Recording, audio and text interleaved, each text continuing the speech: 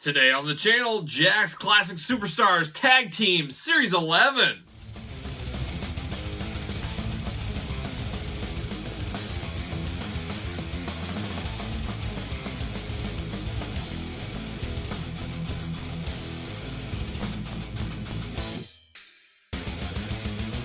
Welcome everyone, Kyle here, and welcome back to the channel for our weekly Jakks Classic Superstars Deep Dive. And today on the channel, we're looking at the tag teams, the Toys R Us exclusive Jakks Classic Superstars Tag Teams Series 11, the Toys R Us exclusives, like I said. But if you've missed any of our Jakks videos, go back on the channel. All kinds of videos. We've gotten through the single series. We're currently doing the tag teams. We still got the deluxe classics to go. We got the 3-packs. We got the limited editions. We got the box sets. We got the rings, and so forth and so forth. We got a long ways to go, but go back, catch up anything you missed, and be back here every single Tuesday afternoon for a brand new Jakks Classic Superstars video. So today we're going to continue on. We're almost to the end, actually, of the tag team sets. We'll have a poll up on the YouTube channel in the community section of what we want to look at next, but we'll have that up in a week or so. But we're looking at the Classic Tag Team Series 11. I don't really recall this set being super hard to find. I know as the series went on, there wasn't as many cases. A lot of Toys R Us got one set of these or one shipment of these, and that was it. They didn't get a lot of refills. And that was the dying days of Jakks. That's kind of the way things were going. They were turning and burning so much product, with a monthly set basically at this point.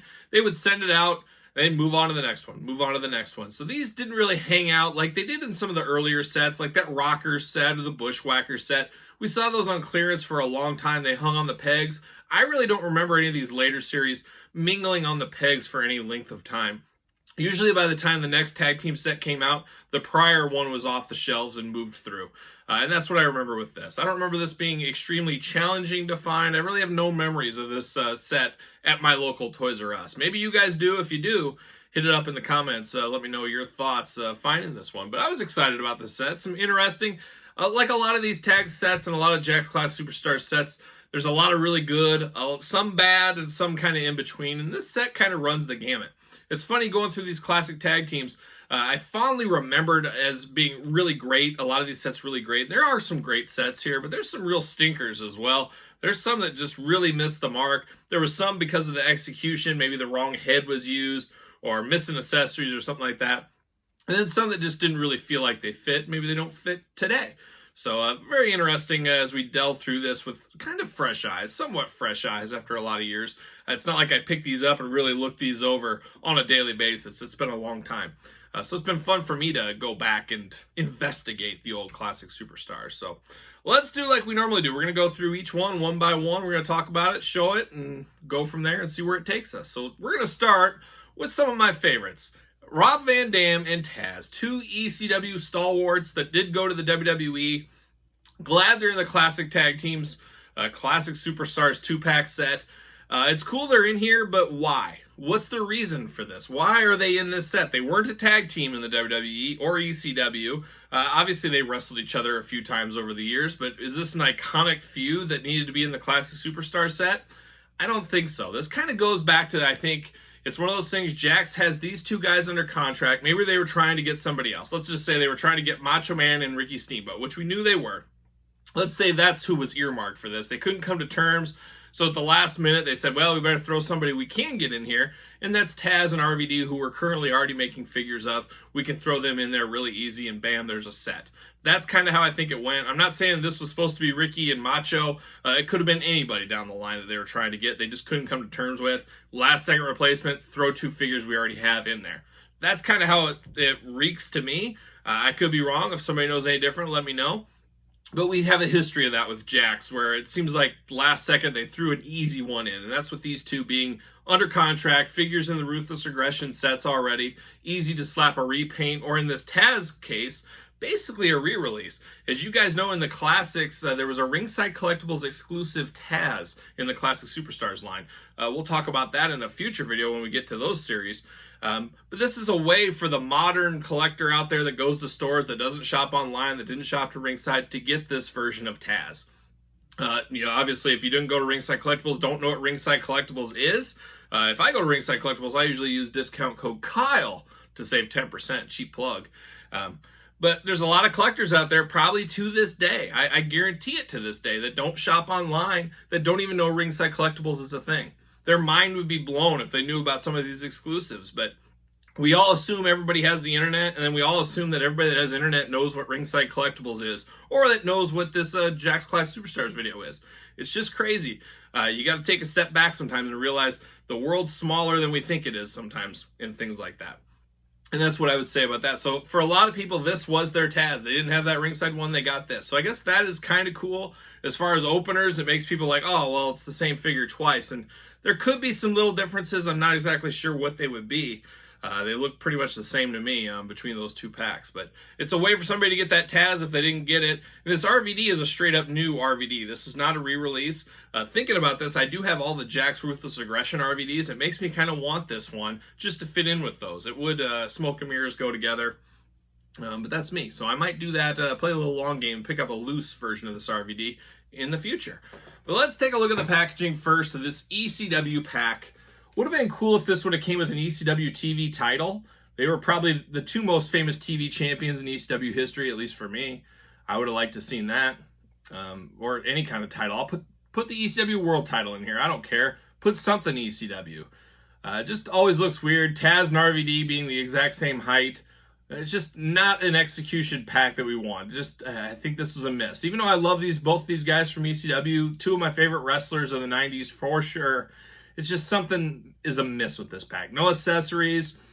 Seems like it's just thrown together. Doesn't really feel like it belongs in the Classic Superstars line. It does now. They both are Classic Superstars, but back then it just didn't feel quite right. And that's part of the beauty of the Classic Superstars line. But it is what it is. So there you go. You got their names down below. You got the Classic Superstars seal, all that fun stuff up there. On the side, you got their names, RVD and Tazz, with two Z's, of course. A little glamour shot there. Tazz and RVD. What are they looking at? What are they looking at? I don't know. We'll never know.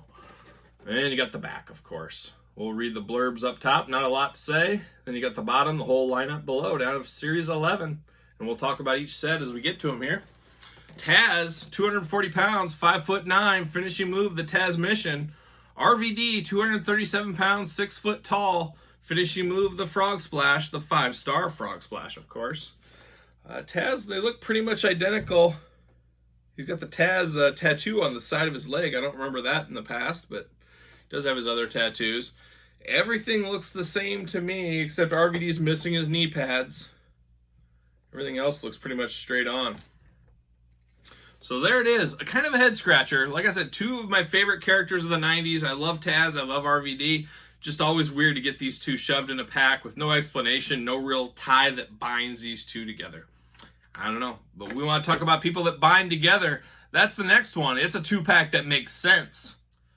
All right, next up in Classic Superstars Series 11, we've got Jake the Snake Roberts and Rick the Model Martel. Like I said, a pack that makes sense. This is I believe it was a WrestleMania match, wasn't it? Didn't they wrestle at WrestleMania? I'm pretty sure it was, off the top of my head.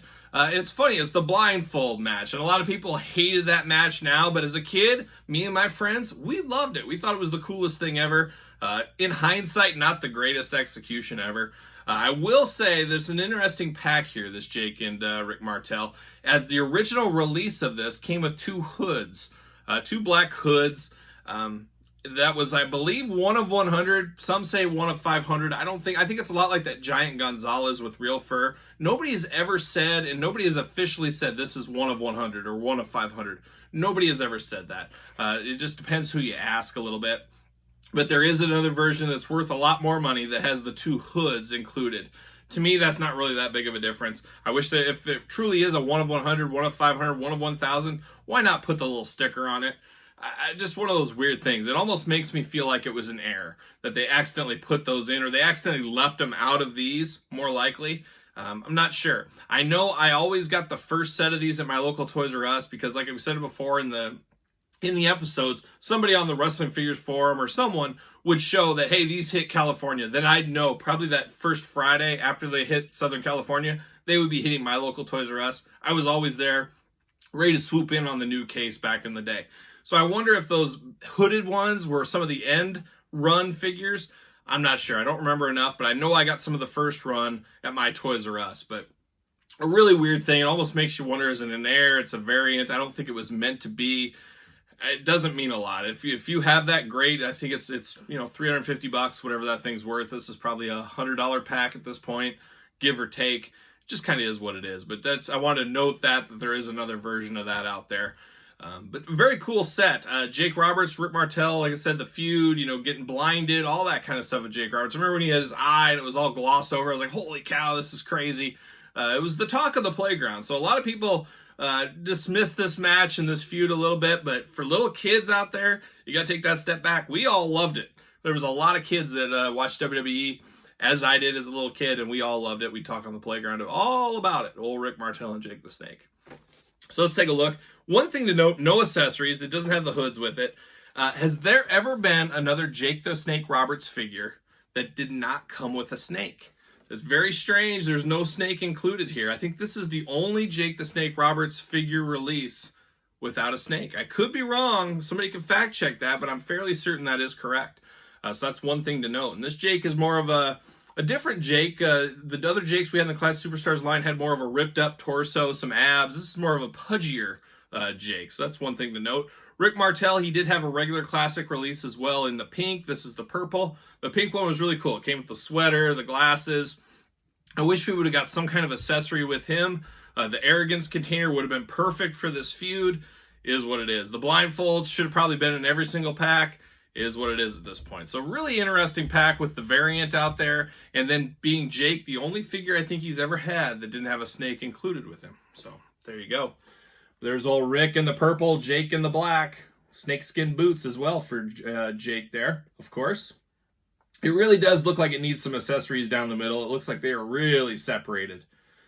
We got their names down below. You got the Class Superstars logos up top like usual. And you get to the side, there's both their names. The old Jake the Snake Roberts, Rick the Model Martel. There they are on the side, looking at the side. What are they looking at? I don't know. And there's the back. There's old Jake and Rick. We'll read those little blurbs on them. We'll talk about the back here. Good old Fuji and Piper. They're up next. Get the UPC. Some warnings down below. Let's see what it says. Jake the Snake Roberts, 267 pounds, 6'5". Jake is a big dude. Finishing move, of course, the DDT. Rick Martel, 226 pounds, 6 foot tall. Finishing move, the Boston Crab. Some differences between the prototypes and this one. Jake, like I said, the body, it's got the traditional abs on Jake over here that most of the other figures have. His figure that came out did not have the abs. He's got kind of that William Regal body, I think, is most people know it from. Collect them all. 2009 this set was released, so it was right at the end. I mean, you're in your last year of Jakks. So, we were missing some things here and there as usual. But there it is. A very interesting 2-pack, a historic 2-pack with that extra variant and nobody, kind of the mystery around all that. And then, like I said, Jake not having a snake. Very, very strange to not get a snake with Jake the Snake. So, all right, we got one left. Let's look at it. All right, we've come to the end of Classic Tag Team Series 11, the Toys R Us exclusive, and we're going to finish off the set with another head-scratcher of a 2-pack, Mr. Fuji and Roddy Piper. Very strange, very strange. We obviously got another Mr. Fuji in the line in his traditional bowling hat and tuxedo. The manager, Mr. Fuji. Roddy Piper, no stranger at all. A lot of exclusive Roddy Pipers, a lot of regular releases, a ring release. A lot of Roddy Pipers in the Classic Superstars set. Fuji, it was cool to get a ring version of Fuji. People that were collecting back then, at least that were my age, young 20s, none of us really knew Mr. Fuji as a wrestler. There was a few VHS tapes I remember as a kid at my local VHS store that would have classic WWF and WWF matches. And I remember seeing Mr. Fuji and kind of being mind blown that, whoa, Mr. Fuji used to be a wrestler? Holy cow. So it's cool to get this incarnation of Mr. Fuji. I don't think we'll ever get a wrestling gear Mr. Fuji ever again. There's a hope and a possibility maybe someday Mattel or somebody will give us a manager Mr. Fuji. That's obviously, take that step back, that's the most wanted Mr. Fuji. We want that manager Mr. Fuji. But I always thought it was really cool we got this ring gear Mr. Fuji. But the head scratcher part is, why did they partner him with Roddy Piper? Especially more of a, I always consider this kind of a more modern, right before he came back on his IC title run. This is kind of WrestleMania 5, I would say, from the Piper's Pit segment, is what this Roddy Piper kind of represents to me. Doesn't really make sense. If it was a really young Piper, maybe him and Mr. Fuji had some matches, but it's not like they're known of having some big secret feud or some big feud back in the day. It's just a head scratcher. It almost feels like, once again, they said, oh, we got these two figures to put in the line. Let's just throw them in. Maybe they were going to get Mr. Fuji's tag team partner. What was it? Tanaka? Was that who it was? I can't remember. But maybe they were going to have him, and then he fell at the last minute. And then once again, hey, we got the rights to Roddy Piper. Just throw that Piper figure in. Maybe that's what happened there, because you would have think you'd have something with this Fuji. Why not have... Fuji was known as tag team wrestler in his time in the WWF and all that kind of stuff. That's what my mind tends to believe, that something fell through at the last minutes with the rights, and so they threw Piper in. You guys, if anybody knows out there, let me know, but it doesn't really make a lot of sense, this pack. But once again, I'm going to say that it's cool. We got a ring gear Mr. Fuji. I picked up one of these loose to kind of smoke and mirrors with my Legends collection because I needed this Fuji loose. The Piper is what it is. It's nothing real special. We've had a lot of Pipers just like it. The Fuji is the key to this one. Once again, no accessories unless you count Piper's kilt as an accessory. Maybe some of you do. Just a very strange set. Head scratcher set as a whole, Series 11. But here it is, Classic Superstars. You got the logos up front, everything else we always see. There's Fuji, no shirt, no shoes, no service. He's got no shoes, no shirt, and no service. Piper, of course, looking only like Piper can look. Great head sculpt on the Fuji for a younger version of Fuji. Both Fujis were really good by Classic Superstars, I always felt. There they are, looking off to the side.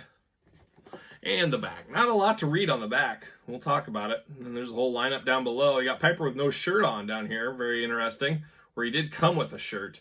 I would have liked to have seen Piper with no shirt, like we saw in the production sample down there, the prototype. I think he looked better with no shirt. But instead we got the painted on shirt. Very similar to that Ring 2 pack that came with Hulk Hogan. Let me read the back here. Not a lot to read. Roddy Piper, 235 pounds, 6'2", finishing move of the sleeper. Mr. Fuji, 235 pounds, height 5'10". They didn't even give him a finisher.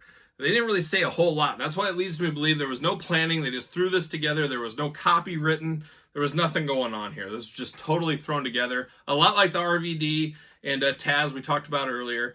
I don't know. I think Jake and the model Rick Martel were the only two that were really kind of planned or made sense here, and there were still issues with that set as well, as they forgot the bags. There was no accessory with Jake. I don't know if this came down to the wire and they had plans. Just a head scratcher of a set. I'd love to get to the bottom of the mystery of this set, why it was so weird. Definitely not a win. This is definitely not the best set in the Classic Tag Teams, Classic Tag Team Series 11. Just more questions remain, and I don't honestly think we'll ever get the answer. So what happened? You think about you and your day job. If let's say you're working at a grocery store. Do you remember what happened when you had that big, pop Pepsi display you had to build one day, 20 years ago? You probably don't. And that's probably how the toy manufacturers, Jakks, even Jeremy, they might say, I don't know, it's been so long, I couldn't tell you what the heck happened here. That's just my guess, but I could be wrong. Hopefully I'm wrong. Hopefully somebody can shed some more light on this set one of these days. Maybe it'll be in that great Jakks Classic Superstars book I'm writing. It's going to be a great book. It's going to be a novel. Or maybe I won't, but maybe I will. Who knows? Maybe one day we could do a nice Classic Superstars, nice coffee table book, pictures of everything, some thoughts, and all that kind of fun stuff. Who knows? Who knows what the future may hold? But I can tell you what the future does hold. Next Tuesday, we'll be back with Classic Tag Team Series 12. In the meantime, leave your comments on this set. Let me know what you think. Hit the old like button. Don't forget to subscribe. We got tons of videos every single day, including all kinds of Jakks talk. You don't want to miss any of them, so make sure you're subscribed. Hit the old notification bell, all that fun stuff. And until next time, for Classic Tag Teams, I'm Kyle. See you guys all real soon.